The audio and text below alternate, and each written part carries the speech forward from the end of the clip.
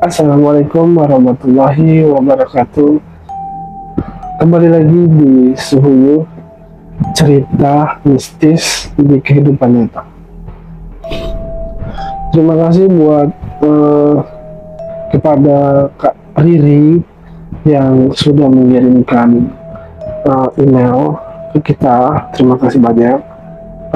Di sini ada cerita tentang kisahnya Kak Riri. Itu dari daerah Bandung, dimana kisahnya itu adalah ketika neneknya sakaratul maut, tapi tidak bisa sakaratul maut karena ada permasalahan pada tubuh neneknya karena menggunakan susu. Jadi Kak Riri ini inisial ya. Jadi saya ganti aja dari nama aslinya gitu. Jadi Kak Riri ini punya nenek namanya Nenek Abel lah kata.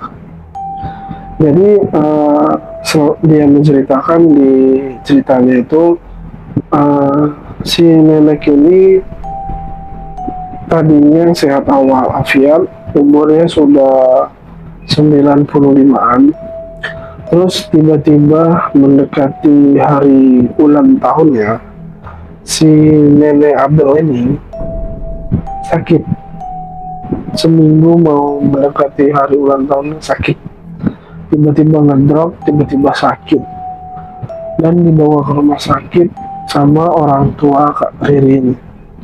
Ketika sampai di rumah sakit, dicek segala macam, kondisinya si nenek itu dibilang dokter tidak kenapa-kenapa, tapi kondisinya kritis gitu. Artinya tidak ada penyakit, jadi tapi memasuki kritis gitu.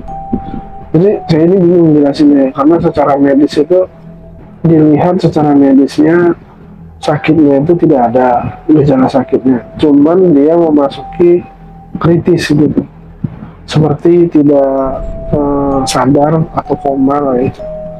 Terus si nenek Abel ini masuk di rumah sakit itu selama 7 hari. Selama 7 hari ini tidak ada perkembangan, cuman mengerang-ngerang kesakitan doang. Terus gitu mendekati sehari mau ulang tahunnya, si neneknya bilang ke orang tuanya, cabutin pemanis saya, katanya gitu. Cuman kan para anaknya ini nggak tahu nih pemanis itu apaan maksudnya, segala macam. Merunding lah nih pihak keluarga si Kak Riri ini buat maksudnya orang tuanya ini apa nih pemanis nih gitu kan. Carilah orang yang mengerti maksudnya kata orang tuanya yang lagi kondisinya kritis nih, cuman dalam kondisi ada penyampaian seperti itu. Dicari ke ustadz segala macam, terakhir jelasin mungkin ada memasukkan benda pada waktu muda dulu agar terlihat bagus atau menarik, agar bisa dipercaya orang, kata dia gitu kan. Terus dibawalah satu ustadz namanya Ustadz E, dibawa dikerjain sama Ustadz E. Ini nggak efek, jadi nggak bisa ngeluarin, nggak bisa terjadi apapun, tidak sama sekali, hanya sekedar ya intinya tidak ada perubahan nih. Terus orang tuanya si Mbak ini tadi, dia cari lagi nih orang yang bisa nih, dibawa lah ke situ. Hingga akhirnya disepakati maharnya berapa, terus nanti bendanya bakalan dibawa, terus kalau terjadi ini udah siap apa belum, ditanya semua pihak keluarga, katanya sudah siap. Terakhir dibuatlah hitam atas perjanjian hitam di atas putih, bahwasannya jika benda ini dikeluarkan dan meninggal itu tidak menjadi permasalahan di kedepan hari dari pihak keluarga ke si pendukun ini tadi lah bahasanya. pengambil susu pribadi lah ya, kita nggak bisa bilang dia dukun juga kan.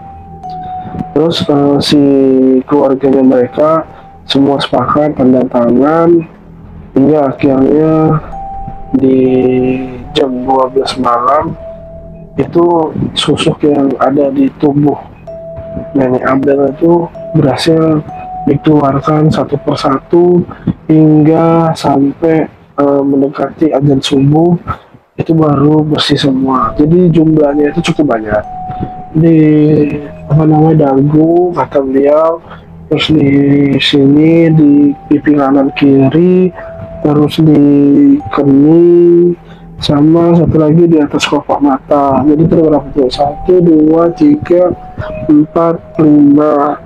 Terus di tangan kiri di sininya 6, sama di daerah di bawah pusat sedikit itu 7, sama di daerah maaf pokoknya ini kelamin di atasnya ini sedikit lah, itu yang dikeluarin. Cuman yang kalau ini kelamin ini yang ngeluarin itu yang anaknya yang perempuan disuruh megang. Jadi setelah dicabut tadi susuknya si nenek Abel yang terletak di tubuhnya si nenek Abel di jam 9 pagi ya, itu menghembuskan nafas terakhir dan akhirnya meninggal. Jadi Mbak Riri cukup kaget dengan apa yang terjadi, dan susuknya yang digunakan itu jarumnya adalah jarum emas berapa 0,5 gram kalau nggak salah. Dan itu benar-benar emas, bukan perak ya, tapi emas di bagian tubuhnya, dan anaknya tidak ada yang tahu, cucu-cucu tidak ada yang tahu, hingga terjadi hal seperti itu secara tiba-tiba di hari ulang tahunnya almarhum nenek Abel berpulang ke rahmatullah. Semoga nenek Abel diberikan tempat yang terbaik di sisi Allah Subhanahu wa Ta'ala dan diampuni segala dosanya. Itulah tadi kisah dari Mbak Rere yang ada di Bandung, menceritakan tentang neneknya yang menggunakan susuk atau pembantu agar terlihat lebih memukau dibandingkan orang lain dan dapat dipercaya oleh orang banyak.